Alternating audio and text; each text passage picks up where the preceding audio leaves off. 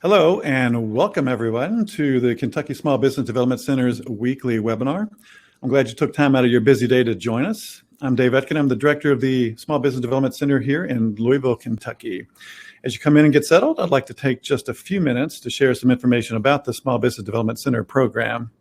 The Kentucky Small Business Development Center is a statewide, nationally accredited program providing the professional expertise, tools, and information necessary for entrepreneurs to start, fund, and grow their businesses. We do this at no cost, thanks to the U.S. Small Business Administration, the University of Kentucky, and as well as the regional universities, colleges, and local economic development agencies. To learn more, please visit us at KentuckySBDC.com. There, you'll find additional resources to help start, fund, and grow your business. If you'd like to request personal assistance, please email us at info@KentuckySBDC.com or call 1-888-414-7232. We'd be happy to help you. So if you look to the right of your screen, you'll find the chat feature.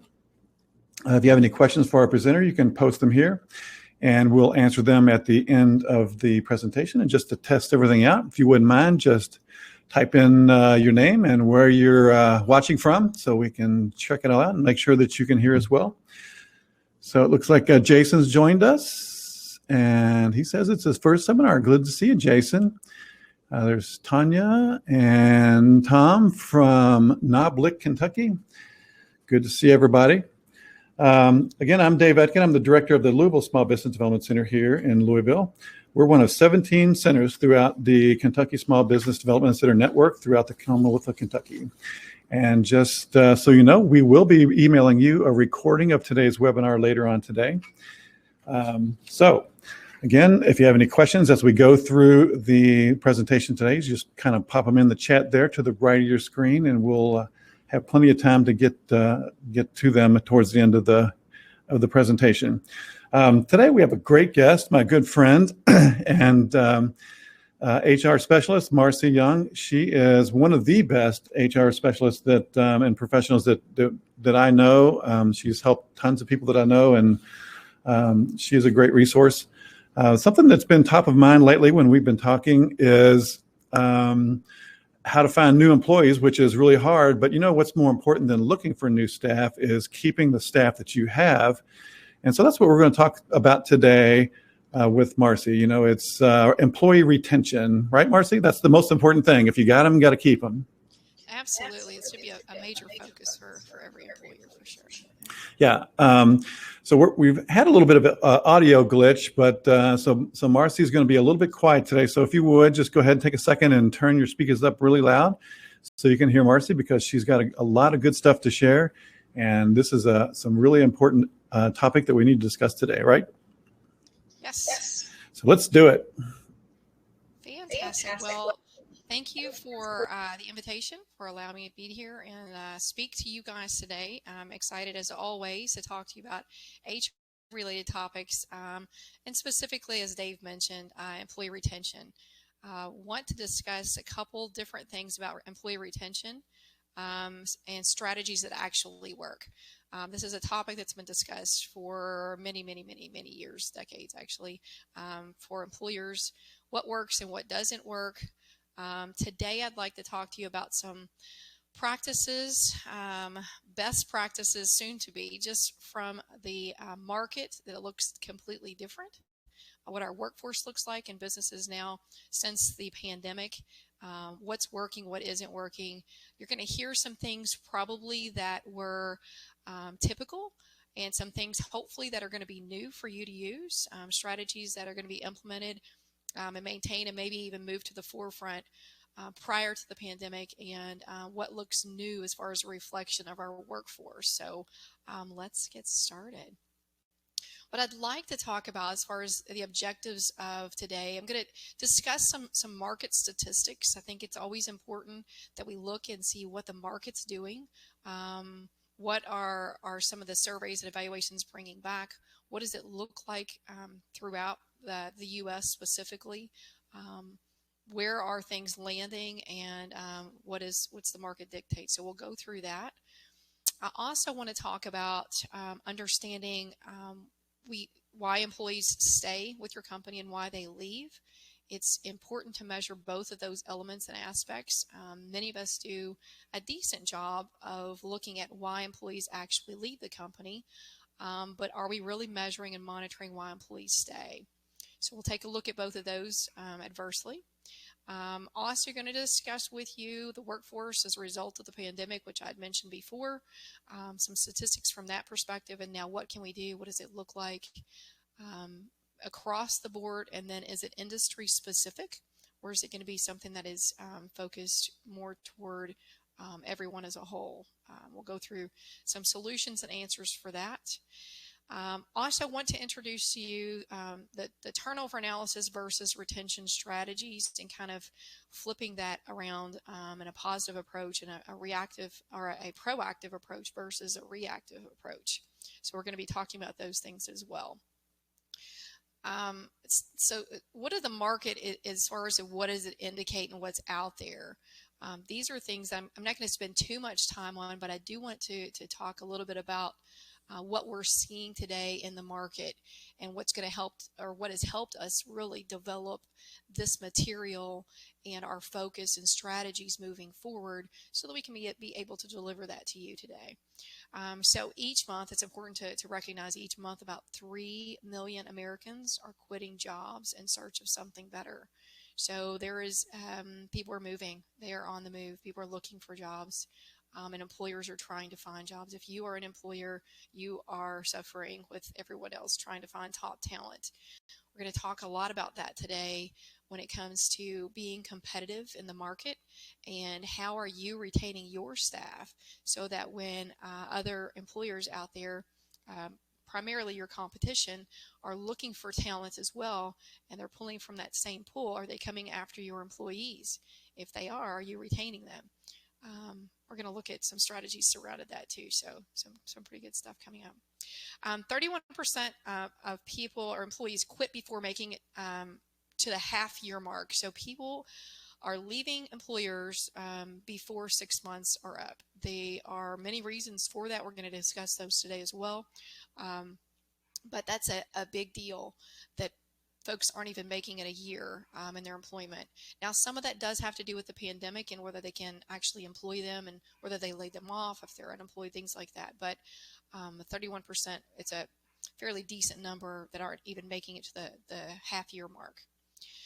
24% of Gen Xers say that financial stability motivates them to stay, while 56% of employees indicate healthcare and insurance concerns keep them in their jobs. So about double of the current generation that's coming into the workforce is saying it's more important for me to have healthcare and insurance benefits, and feeling confident in those areas more so than the financial stability. So it's more of a total comp package that we're looking at, and it's all benefits. Again, we're going to dive into that in just a little bit, but statistically speaking, these are the reasons why we're doing what we're doing. 30%, 37% of hiring managers, so those who are actually hiring folks in the market, indicate new hires stick around longer if they are better informed during the hiring process. So what does that mean? Right, orientation, onboarding, making sure that the folks understand, are acclimated into the organization, and doing that well. So that's a fairly high number as well as far as percentage. 56% of somewhat disengaged and 73% of actively disengaged employees are looking for employment. Those are huge numbers.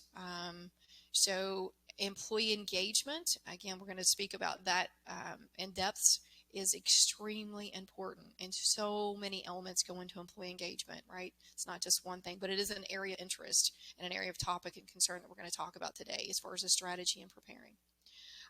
Employee retention is decreasing in younger generations, with over 21% of millennials having changed jobs in the last year. So not only are people looking, but they are actually doing it. They're actually moving and changing jobs. So as we get into the next few slides, I did want to give you that information from a statistics standpoint, what it's looking like. Again, that is a moving target. We anticipate that, yeah, while it looks like that today, those statistics are going to continue to grow and change, and we are really uncertain completely as to what extent that's going to look like. We know that employers are going to continue to look for employees, and employees are going to continue to be selective about where they're going to work as they can be. So as an employer, what does it look like for you to really retain your current employment or employees that you have on staff with you? The next couple things we're going to discuss is, why do employees leave? These are things most likely that you have seen before if you've conducted any type of exit interview, or I've done a review with your employees from a performance standpoint, just understanding and engage what's going on with your employees. So employees leave for poor leadership, lack of direction, connection, respect, etc., with their superior, their supervisor, their manager, whoever it is, their direct report, or whoever's in leadership, who's guiding that ship. We've heard that a million times. I'm going to get into that in detail as we go through the depths of this ongoing, but just want to kind of make you aware of what that is and what we're about to speak about. There's dissatisfaction with employee culture. If you joined us several months ago, I spoke in depth about employee culture, the value, the benefit, or the disengagement that you could have without defining that. So we're going to get into that a little bit today. Not as long as I did last time for sure, but certainly going to talk a little bit about employee culture because it's specifically important for this topic. Employees leave because they're feeling overworked and or unsupported. Inadequate salary and benefits, again, part of that total comp that we discussed earlier, but going to get into each one of these in detail in just a moment. Limited opportunities for advancement. So in your organization, if you don't have some type of progression, promotion status, advancement, career pathing, you're going to want to look at that because it's what they're going to actually look for, depending on what position and who you're hiring and how. The need for better work-life balance, that has always been the case, but it continues to increase, specifically with the pandemic. We are looking at trying to bring the workforce back, and people are accustomed now to working from home. So what do we do, and what does it look like? The work-life balance has changed, and we anticipate it will continue to change. Employers are trying to figure that one out all across the board. So I've got some tips for you on that as well. Simple fact that employees are bored. They don't have an engagement or feel like they are involved with their current role or job. They're leaving from boredom. So be careful of those things. And then there's lastly, the thing that made the list here is the desire to make a change. So employees are really looking to find something better because they can. There's more options out there than ever before for them to move and go on.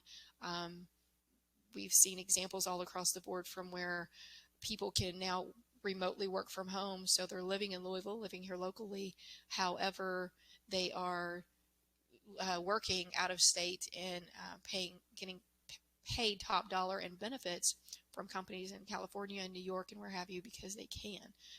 So we're looking at that. How can we get and retain our employees here and then attract those as well? But that's not the topic for this conversation. We are looking at the retention efforts. The next thing we'll talk about is why do employees stay? And again, this is what I was suggesting. If you're not doing that you should look and take a pulse of why your employees are staying with you. If you have employees who have longevity with you, that is extremely important to find out exactly why they're staying and some of the benefits from that. One of the main reasons they're staying is because they want to be inspired by being a part of something special.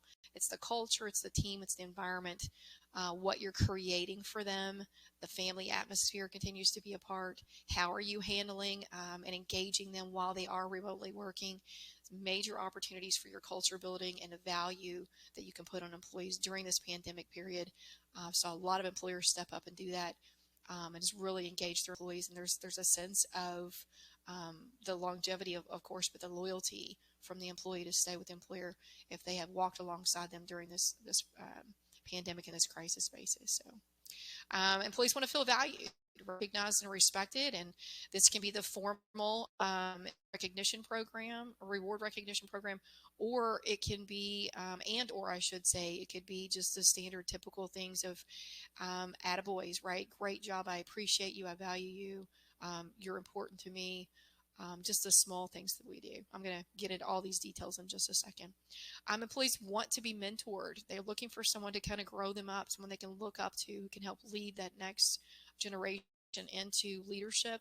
or the next role, whatever it looks like, and enrich their lives and their career pathing. So they're looking for mentorships. They want to believe in the company mission, vision, and values. Again, talking about the company culture. We're going to talk a little bit about that for sure, but they want to believe in the company. Are you doing what you say you're going to do, and are you following through? They're looking for good compensation, benefits, and incentives. That's the total compensation that continues to come up. You notice it's not top of the list. Kind of the middle of the road, actually. The other values kind of beat those things out from a compensation standpoint. Again, not that it's not important. Always will be important. However, not making it to the top of the list. So they want exciting and challenging work. That is the enrichment. They want to feel inspired, all those types of things that come along with it. The great relationships with their superiors. They want a working relationship, and not only a relationship, but a good one that they feel comfortable with, one that they can trust, one that they feel as if they are walking alongside with them and they've got a partner in that. So work-life balance continues to be top on the list. It definitely made the list from the work-life balance and figuring out how they're going to make all these things work with the responsibilities and duties. And we're starting to come back and open our doors back up in the workforce, bringing people back on. Now, what does that look like? We're going to talk about those things. Career growth, learning and development, and that is their a lot of the career growth themselves, and then personal development as well. But the learning and development from the education standpoint from the employer. So those are the reasons why employees leave and why they stay, those that hit the charts that made the top list of the main reasons from the surveys that we've reviewed. And that's our professional experience as well, since we were out there touching and focusing with employers on a daily basis. And it's all across the board on industries. 100% agree with the list that we've put together there. So the next thing that we'll talk about is the pandemic panic. So a couple statistics here, and we list it like this as the panic because we all did that, right? Initially, it was like, what is this? What's happening? And then the longer it took, the more panicked we got, and for right reasons. I mean, health is a major concern, and safety of each of us, and then also our well-being and livelihood from working, right? So how are we going to actually maintain our jobs? And then from an employer standpoint, how are you going to keep your business going? So we were all in a pandemic panic for sure. Some of the research we pulled back from Robert Half indicates that 38% of professionals surveyed feel their career is stalled since the start of the crisis, and I would think everybody would agree with that. We kind of put things on hold. If you stayed in business and were able to do that during the pandemic, fantastic, and kudos to you. That's phenomenal that you were able to maintain that. There were some who weren't as successful, as lucky to do so, despite best efforts. But nonetheless, everything has really stalled with most people. However, I will say in the past few months, and I continue to watch that grow, we're getting feedback from everybody across the board that they're either coming back or they're doing better than they had before as far as sales and revenues and things that are generating. So their projections and forecasting is really starting to pick up and grow. So excited to hear that. There's been stall, but we're headed in the right direction. So for workers ages 18 to 24, the number jumps to 66%. So what does that indicate to us? Our workforce and the younger workforce that it's coming into the market now, that they really feel like their careers are stalled. Specifically, from my experience, those who are ready to graduate, who have just graduated, I have seen all types of things happen with those folks. I've seen engineered degreed students come out ready for jobs and take accounting clerk positions. We've actually tried to help some of those progressive areas too with clients who have engineering opportunities but don't have them yet. Start them off in areas where they have to kind of grow them through that. I've seen college students stay in school because there are not jobs readily available for them, or they can't find jobs that they're looking for in their profession. And then I've also, of course, seen top talent land as well. So it's across the board, but statistics don't lie, right? So the 66% is huge that they're saying it's just stalled. And I think a lot of it is, again, the panic. What am I going to do? It looks bad. We're hearing bad things. I'm uncertain. So that's kind of across the board with everybody that we're hearing. but it's opening back up. So that's really, really good news. About half of the folks that were surveyed indicated that they've seen stagnation in salary growth, career advancement, and skill development. And I think that just comes with the territory. Not many people were looking at any type of growth during that period.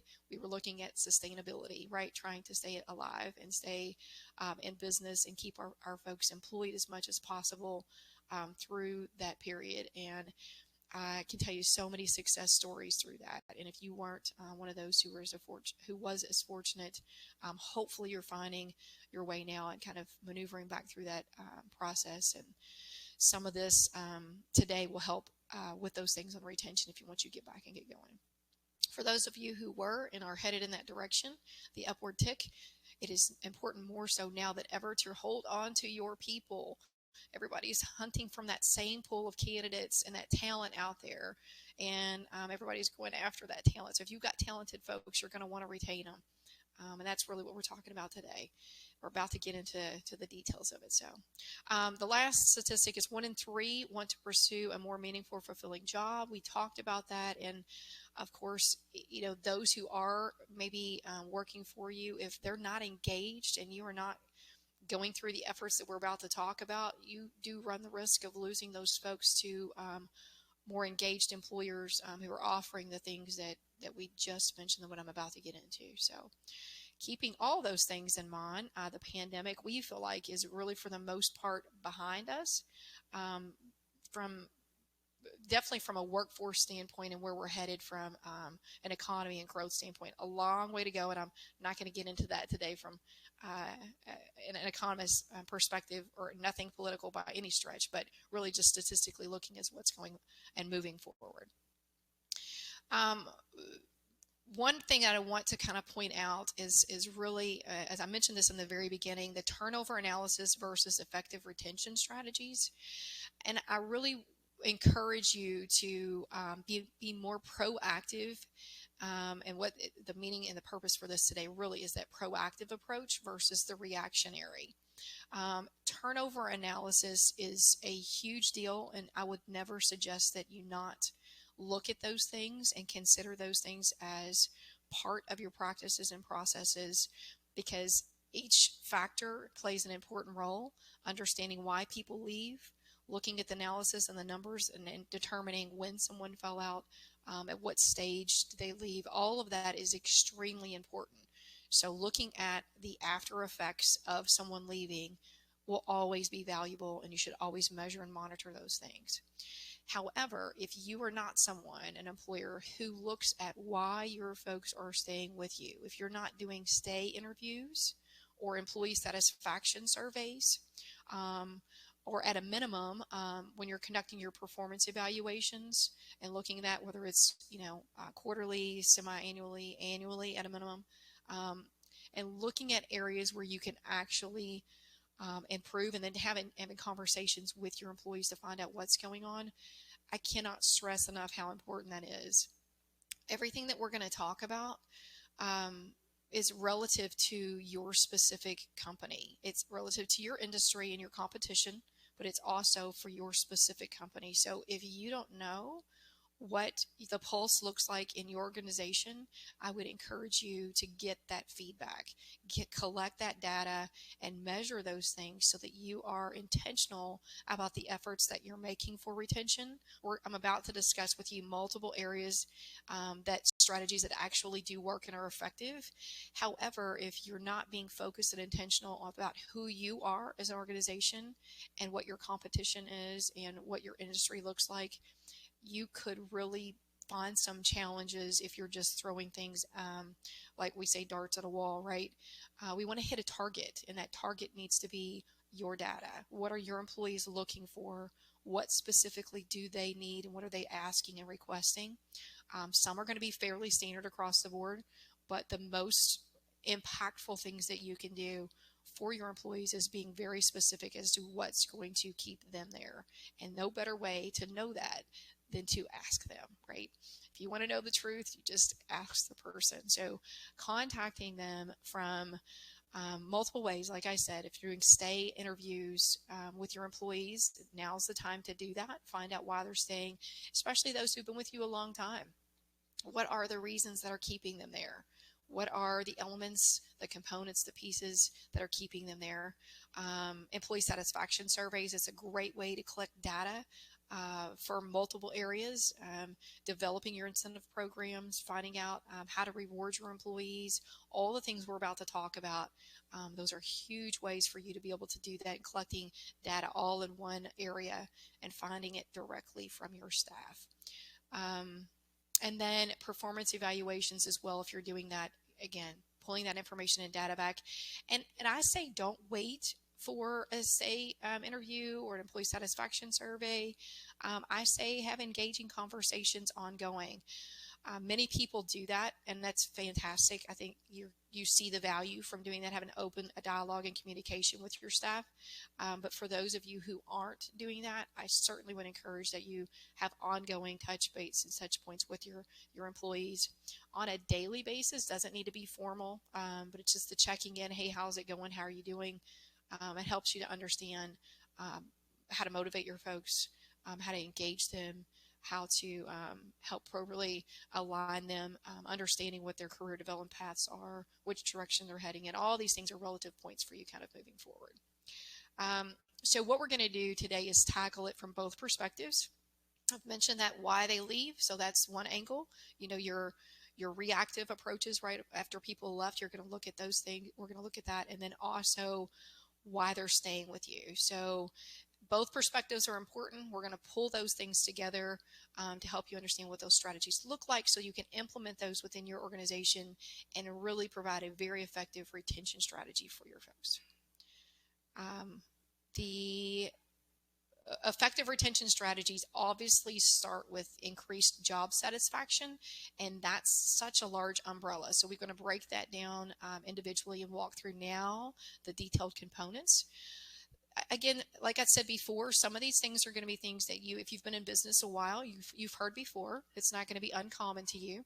I do think, and I hope that when after you listen to this message today, that you do have some takeaway from a standpoint of looking at value adds from both perspectives, and then taking into consideration exactly who you are as an organization and making these things work for you. So let's get started. As far as increased job satisfaction, again, I can't stress enough the culture, the environment, and the teamwork, right? If you don't know who you are as an organization, please understand that you need to evaluate that part of your company, from your vision, mission, and values, how you're delivering that culture and incorporating that culture throughout, even when you're making your hiring decisions. So the culture and establishing that is extremely important, and that is organizational culture that we're talking about, right? Who you are as a business, how you operate, how you treat people, how you hire people, all of those elements and components that work together to make your culture. If you've not established a culture, and if you're an employer who says we really don't have one, please be aware and notice that you actually do have one. A culture is established regardless if it has been led or driven by the employer or not. There is a culture in there. The most important thing that you can do is establish that yourself and have leadership kind of push that down so that you are infiltrating the things that you want and receiving the results and outcomes that you believe are possible through your staff and through your employees. The environment's extremely important. So, if you are promoting and encouraging an environment of positivity, innovation, creativity, autonomy, depending on what your culture looks like and what your environment is, that's the type of people you're going to attract and retain to that. And then that teamwork element of it too.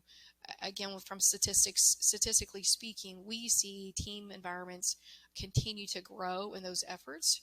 Not that there shouldn't be individual contribution, but we are seeing more and more team-driven environments that are being more successful in what's considered the family-oriented culture.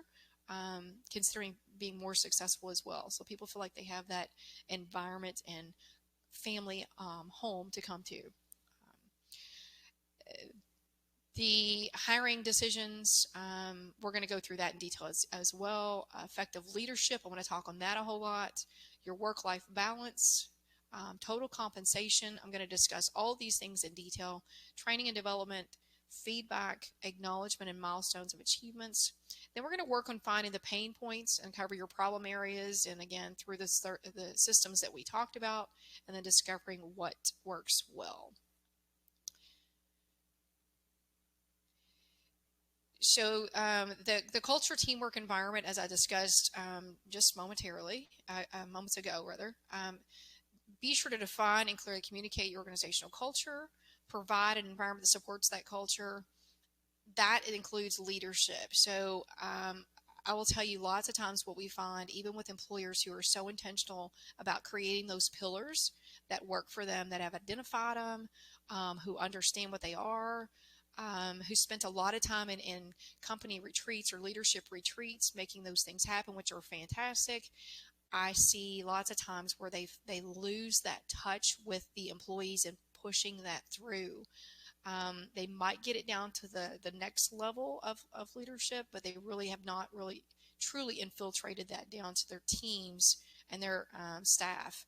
So be careful if you've spent a lot of time going through the process, as you should, and identifying who you are as a company and or who you want to be and grow to be, that you're taking the time to make sure that all employees understand the culture and respect that culture. Creating that teamwork environment, as I mentioned before, and defining expectations and accountability, all extremely important. If you don't have those pieces in place, there's nothing really to measure back to you, and you can't hold anybody accountable to things that you never outlined for them in the first place. So creating that environment, you're responsible for making sure that the organization is aligned initially in the beginning, that it's communicated through your leadership team when it's focused down to your employees, and holding each person accountable for all of those things. Vision, mission, values, and I just listed the definition here. Most people are familiar with what they are.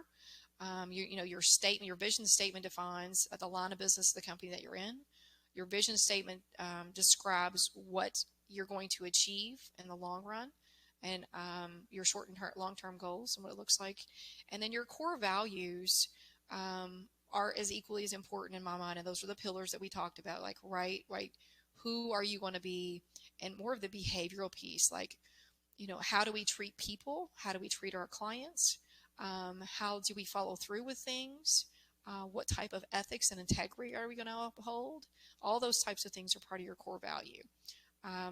Again, I'm not going to spend as much time talking about those things as I did the last seminar, because it's really very important, but the focus is going to be on retention. However, I would be remiss not to share with you how important those things are before you get started with anything else, understanding this first piece of the pie, or button, if you will. Hiring decisions. Again, this is obviously a part of retention. If you don't make the right hire in the first place, you're not going to retain the right people. So when you are thinking about how to hire, and it looks a lot different, for sure, we're seeing that consistently, right? Like, what does it look like now to make those hiring decisions, and the pools of candidates that we're going after, the targeted audiences, even trying to draw back things that we couldn't before when it comes to candidates, making sure we have those things in place. And then how are you aligning your hiring practices with your culture? If you don't understand your culture, then you're not going to be able to do that. But if you do, and most people, I would say, do understand their culture, making sure that you are aligning that with how you hire. Are you looking for someone who is going to fit into your culture, who's going to agree with your practices, who's going to agree with your philosophies, how you're doing business? If not, then you're hiring the wrong person, and there's no chance of retention for that. Maybe in a pandemic environment where they need to take the job, or another environment where they actually are forced into taking it, but you won't keep them from a long-term perspective. The goal would be to make sure everything is aligned so that you are keeping those things active on the forefront and effective in making your hiring decisions, that you're making the right hire for the right person coming through. You want to evaluate your current hiring practice for effective retention. So again, this is part of the turnover analysis we talked about, right? So you're going to keep those things in place, but following up with your employees after onboarding and orientation, I would encourage you during your onboarding to follow through with new staff as part of your onboarding practices, that you're at least 30, 60, 90 days, a year, if not monthly, following back up with new employees during that first year period, making sure that they are completely acclimated. We're going to go through that when I talk about onboarding, but making sure your hiring practices, all of them, how you interview, how you screen folks, the questions that you're asking, all the specific things that are relative to making effective hires will play and parlay 100% into the retention of your staff. If you're not making the right hires on the front end, you're not going to retain the right staff on the back end. It is a proven fact. So align those things appropriately in the beginning. You'll have a much better success of retaining folks on the back end. Establish measurements for success. What does it look like, to retain folks, and what does it look like to have success throughout that prospect period of their onboarding program, and then the longevity and life cycle of that employee. Effective leadership. This comes up on the list, and I have seen that for as long as I have been in human resources, which is over 25 years. And you've heard this term before too, people don't leave jobs because of jobs. They leave people because of their leadership, their supervisor, their manager.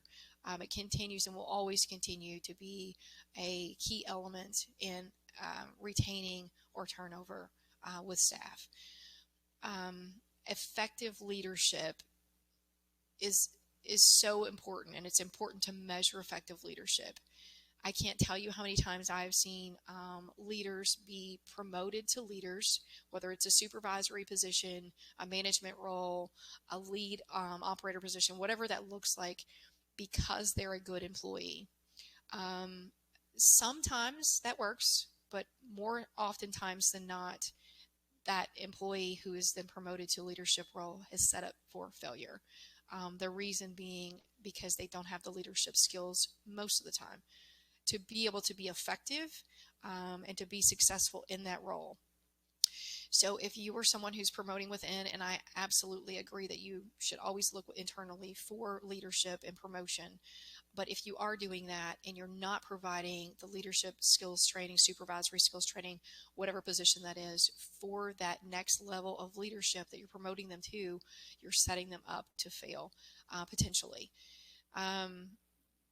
The leadership skills and supervisory skills training is extremely important to position them appropriately in that role so that they understand so many things and elements of leadership that they didn't before, especially if they've never been in any type of leadership position. Moving from an employee status or staff status to a leadership role has a major shift.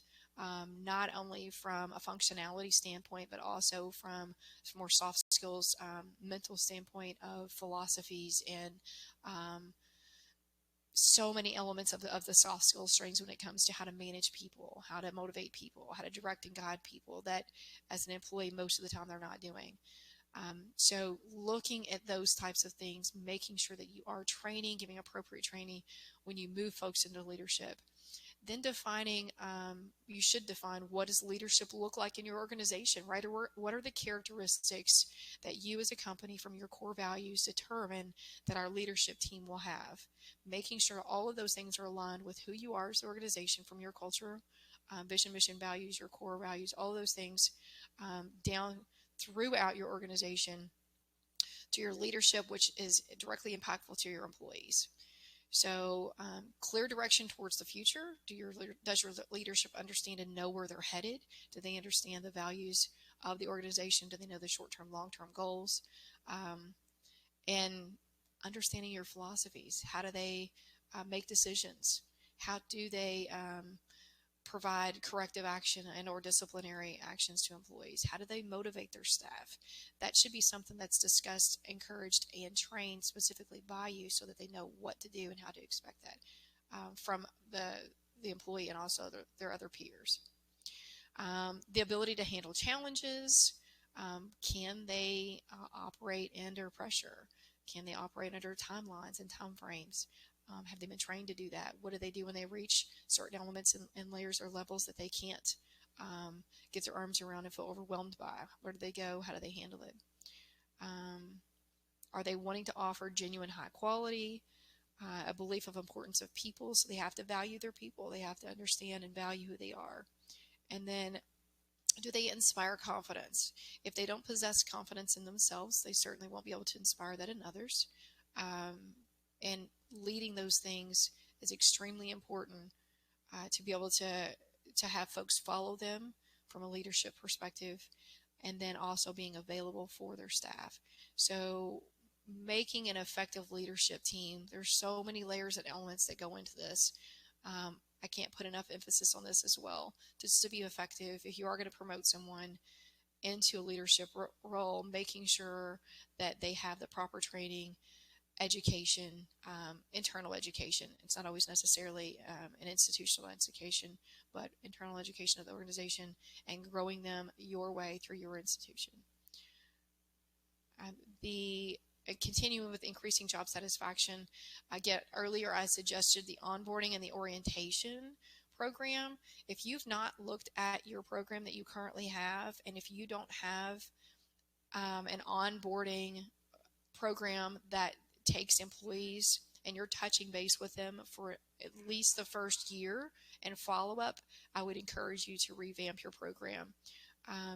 Making sure employees are acclimated, that they're receiving the proper information, you're removing obstacles, you're giving feedback, they're providing feedback. Collecting all of that information is going to be so valuable to you, and understanding what does it look like bringing someone on and where do we lose folks, right? And then as you're retaining those folks, you're going to find out what's keeping them there. Those are such valuable pieces that you can't get anywhere else. Statistics don't show you that. Nothing that we can talk to you shows you that, except for internally about what's going on with your team and where things are falling out, where there's gaps, where there's holes, where you're missing the mark on those things. So be very careful about what your employee orientation and onboarding program looks like, and acclimating your staff into your company. What this does in this program, how you develop it, how you roll it out, the attention you give to it can set the tone for the entire culture, and it sets the tone for the entire longevity of their career there. Lots of times it's hard to get out from underneath of that mentality of what they've learned through that process. For example, if you were very hands off and didn't touch base, and they feel very independent, which is not a complete bad thing, but if they feel disconnected or disengaged, that's how they're going to continue to do. They're going to continue to operate. So as opposed to having an ambassador for the company, you have an employee who's disengaged, who maybe when a headhunter or someone who's trying to contact them to find talent for employment, when they get that phone call, although they might not be looking, they might decide to go ahead and make that plunge because there's no one engaging them in the current business that they're working in. So make sure you're looking at those things.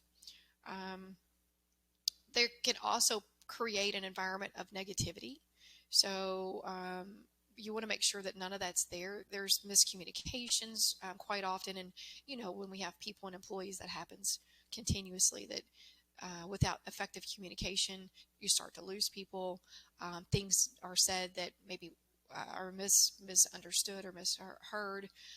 So following back up, continue to stay in touch and contact with your employees, engaging them, finding out what motivates them, what they're looking for as far as personal growth and career growth in the path, and are they content? What are things that can be removed as far as obstacles? All of those elements. Continue to touch base with them is extremely important. The work-life balance, so I continue to talk about that, and it is, as I mentioned before, going to continue to shift and change with people working from home, remote workforce, and to the magnitude that we have experienced it in has been a shift like no other. Employers have continued to learn to work remotely and have adjusted and changed their primary practices and business standpoints and even philosophies to incorporate that, and some are staying that way. Others have decided this does not work for me, right? We were just holding on as long as we could. We're ready to bring people back, while many others have really decided this is not only cost effective, but also motivational from our staff, and it works better for us. So whatever category you fall in, understand that work-life balance is as important today as it has ever been, but it may look different. It may completely look different than it did ever before on what work-life balance is, and you as the employer are going to have to figure that out. So you have some challenges ahead, for sure, but the good news is that if you've made it through the pandemic, you have gone through a lot of these efforts yourself to figure out what they are. Continue that, because it's going to continue to shift. Look at those things. Stay in contact with your employees. You're in business for a reason, and you have to continue that business practice. If there are elements of it that are mandatory and requiring employees to be in the workplace, you have to bring those in. If you thought maybe they were mandatory and now they're through the pandemic and the requirements to stay home, that maybe they aren't so much mandatory, that look at those elements and see if it is a critical piece for you to maintain your business and your practices, whether it is stay at home remotely, whether it is a hybrid, or you're bringing folks back, and anything in between there. I've seen so many creative things go on these days, from departments to industries to timetables and time frames, family environment, family-owned businesses. I mean, across the board, as things have really changed, and people have tried to figure this out. It's going to be specific to you, and it will be specific to your industry for certain. I would say know that you're not alone, but I believe you know that. I think everybody is going through this and really trying to figure these things out as they go. I can tell you it's critical and will continue to be, and keeping a focus on what work-life balance looks like for your staff is so important, and continue to monitoring that throughout as you're bringing people back to work through this economy. The next piece that we'll talk about is the total comp. Again, like we read off the statistics earlier and made you aware that compensation is important, will always be important. We have to make a living. It's just part of why we work. It's not what's driving it. Can someone be stolen and taken for compensation? Absolutely. Does it happen at this level? Rarely is it just salary. Rarely is it just, making sure that they're paying their bills. It's more than that. People are looking, those who are being recruited and away from your business and or recruited out of that pool, they're looking for more than just compensation. They're looking for all the things that we talked about before. And comp and benefits is a huge piece of it. Bonuses, time away from work, so PTO time, perks, incentives, opportunities for advancement and growth, time off for children activities or flexibility, schedule, remote, all those types of things play a part in this. Retirement, right? So all total compensation package, everything rolled into one is what they're looking at. So be intentional about your folks, and when you're developing your comp strategy and packages, looking at the market, right, your competition, but also internally with those, now that you've gone through and collected all your data from your either employee satisfaction survey or your stay surveys, you kind of know what that looks like, understanding what market is dictating and driving, and then putting together a package for your staff so that you can retain them. So when somebody comes knocking or they're looking, that they don't find anybody any better than you. And that is continuous statement for everything that we talk about today, that you want to be the employer of choice to retain your staff. Make sure that you are giving and receiving feedback. looking at your employees' short and long-term goals, right? Who you are as an organization, what type of offer you have for them, and then helping them work through job enrichments, job progressions, promotions through the organization, leadership skills and abilities, whatever it is that you can offer, personal development, internal cross-training, opportunities and options for them. And then giving and receiving that feedback is again, always critical and important. Make advancement possible. So this is something we talked about too. And folks, especially the generation that's entering into the workforce now, they're looking for advancement quicker than ever. They want to be hired in, statistically speaking, someone who is more senior. So we have challenges with that on the hiring end of it. But once we actually do hire the right people, of actually retaining them, they're going to want job advancement quicker than they ever have. So we have to figure out how to, as employers, we have to figure out how to progress them through that path, making sure that we are providing them enough mental capacity and stability to grow that career-wise, as well as professional development, any opportunities for promotions.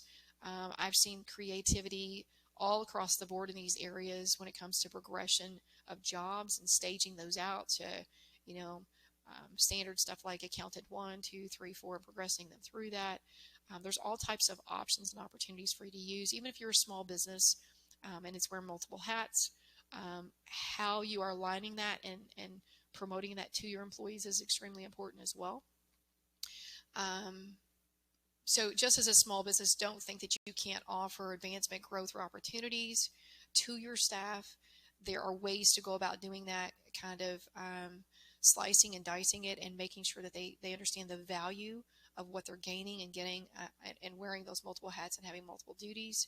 And then looking at short and long term as you continue to grow and whatever your life cycle looks like.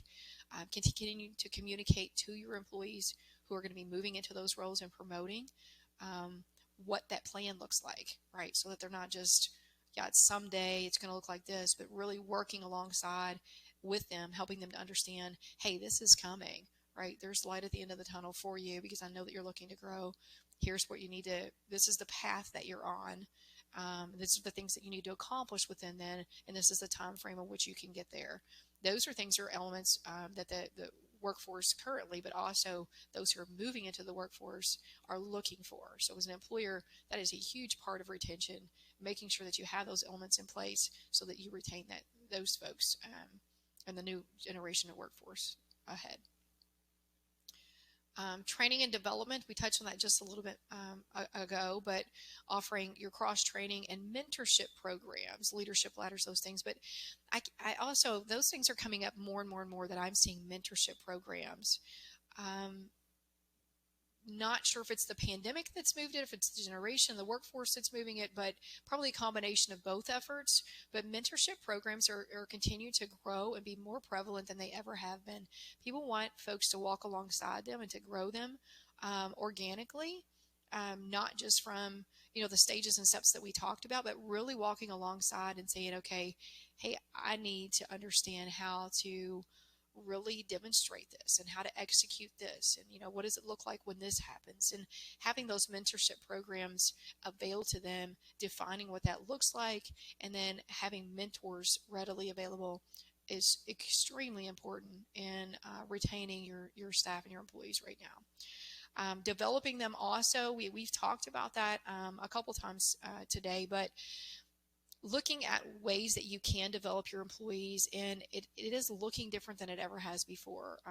The traditional development programs aren't the same, nor is anything else we've talked about. It continues to shift and grow. So being creative in how you can develop your employees. And again, I think the biggest piece is going back to them and asking them what their thoughts are so that you are right on target in alignment with what they want to do and where they're headed, so that when someone does come along looking for that opportunity won't exist for them because they are so engaged with where they're headed in your organization that they won't have time to look at the other opportunities. So keep those things in mind as you're growing through this piece of it. Acknowledgement, achievements, and milestones. Again, this is part of that employee, what we consider traditional employee reward and recognition program, but it's much, much bigger than that, right? Um, we want to shine lights on notable achievements, and that's not only from an individual perspective, but also from a team perspective, from an organization perspective, from any type of growth or milestone that you're accomplishing. Do celebratory celebrations, and what that looks like for you. Again, individual according to your industry, to your specific business and your culture. What works for one company or what works for one industry is not most likely going to work for you. How to motivate your employees is going to be up to them, and how to recognize and reward them is going to be up to those employees as well. Again, don't spend a lot of money in the wrong direction, trying to reward employees with bonuses and incentives that they may not have any value in. Or if you're planning, some type of celebratory announcement or a celebration, that make sure that it is focused toward what they want.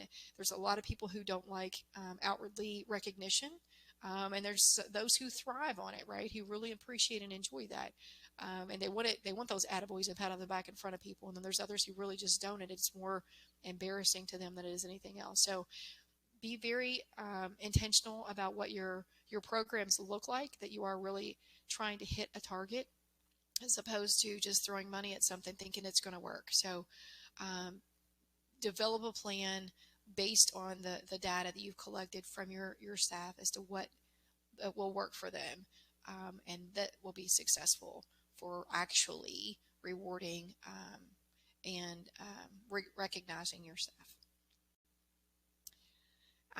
Finding the pain points, and this is, again, what we talked about, discovering problem areas of success, and this is through the initiatives that we talked about. Exit interviews, I would not get rid of those at all. It is reactive, but at the same time, it's still collecting data. And then make sure you're conducting your state interviews or your employee satisfaction surveys, getting that information and data, looking at research industry trends, looking at statistics, doing market analysis. All those types of pieces are going to be valuable for you to understand what your pain points are. But for me, in my experience, I don't think there's any more value than gathering data from your own internal staff and looking at that from a historical perspective, but also, and from, an exiting reactive perspective, but also from folks who are currently there. Those are the ones that have been, if they've been with you a while, you're going to want to know, what does that look like to them? How to motivate, how to grow, how to retain. All of those things are part of that analysis that you're going to pull back, and it's going to be very, very, very valuable data for you moving forward. Whatever you do, don't allow the pain to build elsewhere. Disengaged employees equals employees who will leave your business. You will not retain them. So engaging your staff, making sure that you're providing job satisfaction on so many elements and areas is the main focus of what we're talking about today.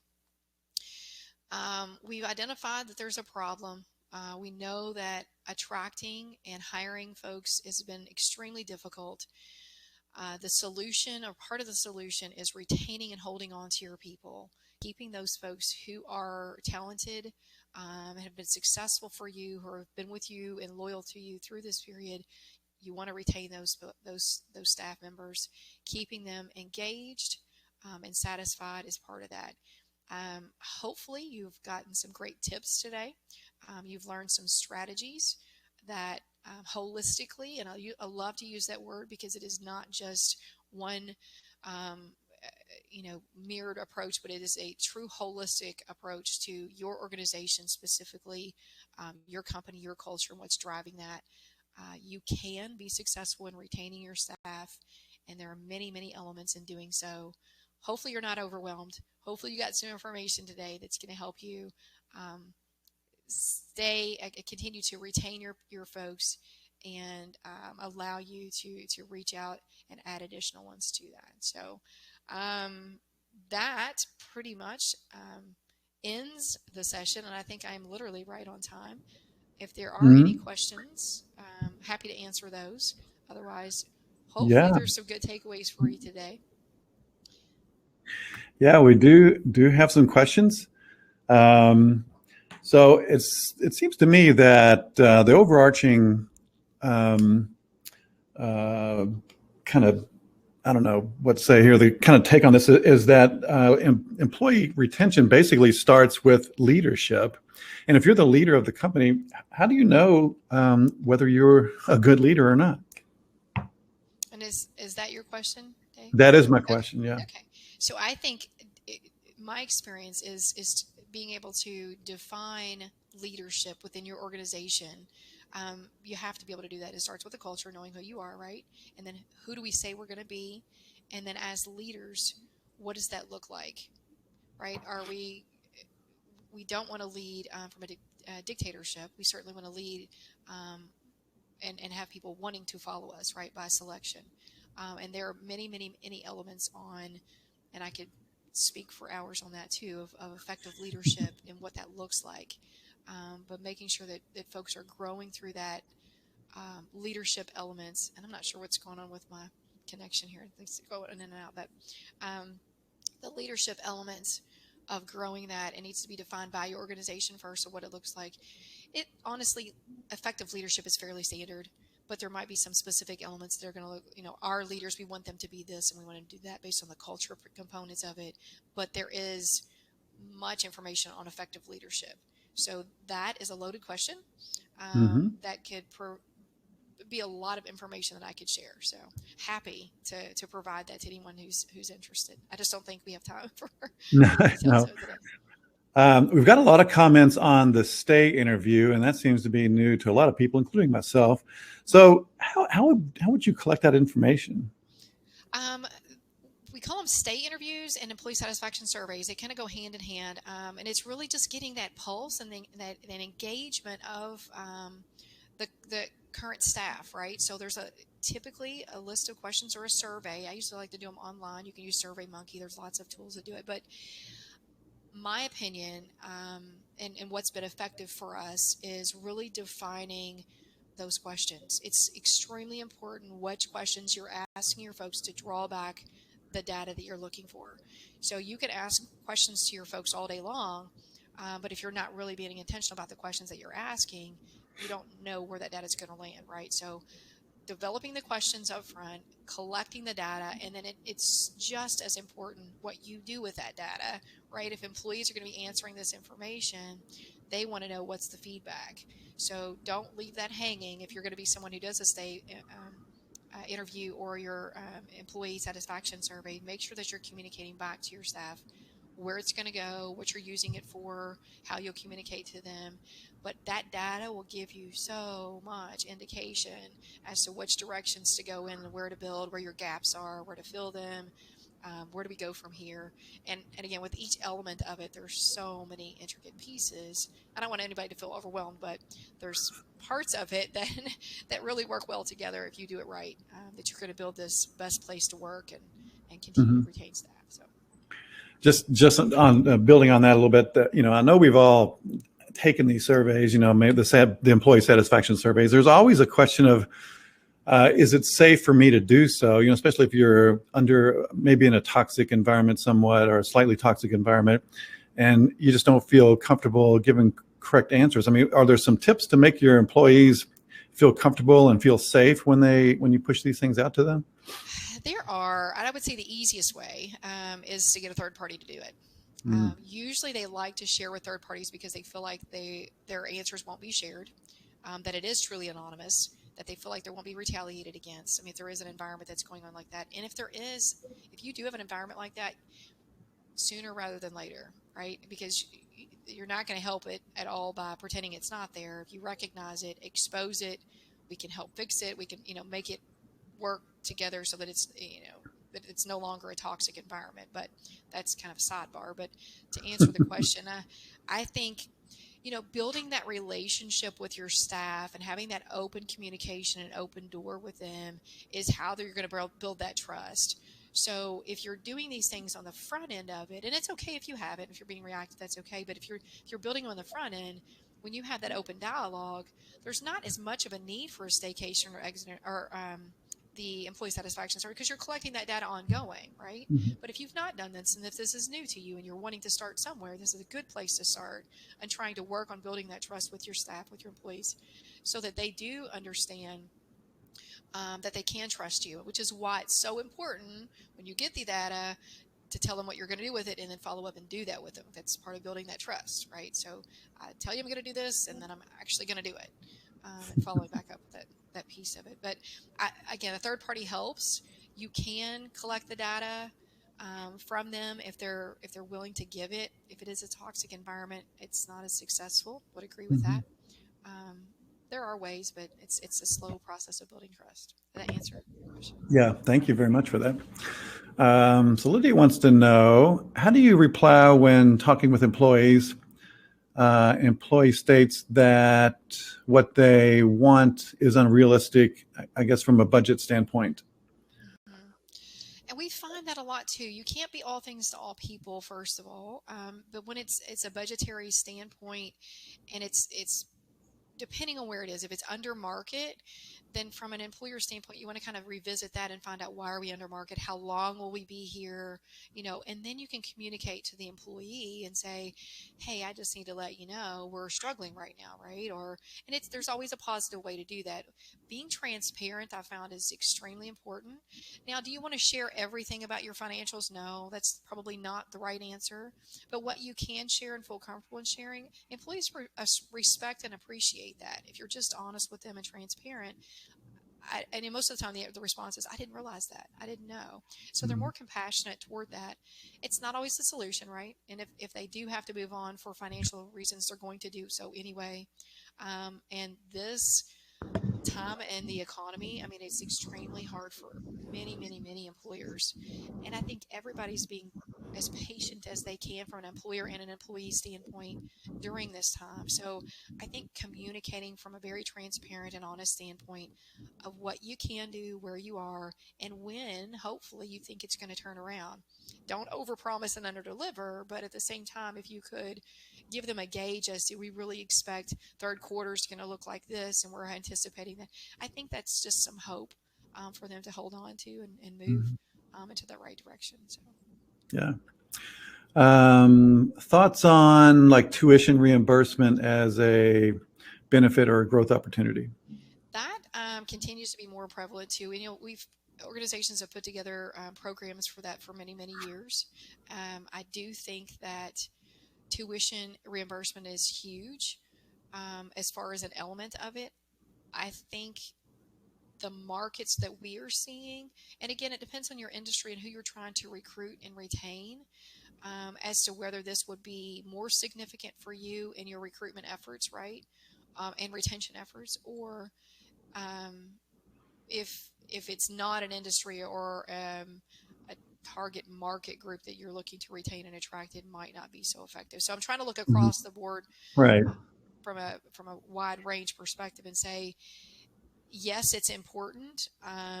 Would it be to your industry? So if someone says, hey, I listened to this, you said the tuition reimbursement was important, and I implemented that, and it didn't need, holistically, you got to look at it, and you have to look at it from your industry and your company perspective of what that is. If you can afford to do tuition reimbursement, I would encourage you to put that as part of your program. And again, setting some guidelines and some practices or policies around it, from, requesting them to reimburse or repay if they leave the company, Right. grades, right, making sure it's an approved institution, making sure that they, usually you require them to be something applicable to their role or something within the business organization that they get to grow and develop into, those types of things, when you're creating a program. But I do think it's important. I guess like financial wellness programs as well would be good add-on. There are lots of good add-ons. I've even seen, and as crazy as it sounds, but I've even seen pet insurance. It's a good add-on. I'm seeing all kinds of stuff of creativity. It's yours. I can't stress enough, though, it's your specific market and who you're attracting and retaining, though, and what that looks like. Yeah. Pet insurance might not be valuable to one company, but To everybody, yeah. right. So, Well, it looks like that's all the questions we have. This has been great, Marcy. And I guess if I was to maybe recap, I mean, would you agree with this statement that it starts with the leadership, and that the most important thing that you can do is have a good company culture to retain employees, and everything kind of flows from that? I think so. I think the culture is where it starts, right? The organization and understanding what that looks like in the very beginning. Because if you don't know that piece, you can't even begin to lead your leaders, right? So Mm-hmm. it starts with the culture and who you are as an organization, and then defining the leadership piece of it and the elements of your folks. You got to get a gauge internally, though. If you don't have that pulse internally and know who you are and what are your people saying about you, right? If you don't have that information, you're going to try and make decisions about retention that will fall flat, or could potentially fall flat, because you don't know where to go for that direction. So Yeah. All right. Well, Daniel says, great stuff. Thank you very much. Good information. So just as a reminder, everyone, we'll send you a replay here later on today. And also, there'll be a survey there, as we will survey and ask how you thought about the program, get some suggestions from you. And we'll include Marcy's contact info. Marcy has been a great resource to me and a lot of other people I know. She's great at what she does, and I encourage you to reach out to her. She's always happy to hear from everybody. So Marcy, I want to thank you for coming today and sharing this. This has been great. This has been on top of mind of a lot of people, including myself. So this was great. thank you, Dave. I appreciate the opportunity. Yeah. And thanks everybody for joining us today. We'll see you next week, and look to see you soon. Have a good one.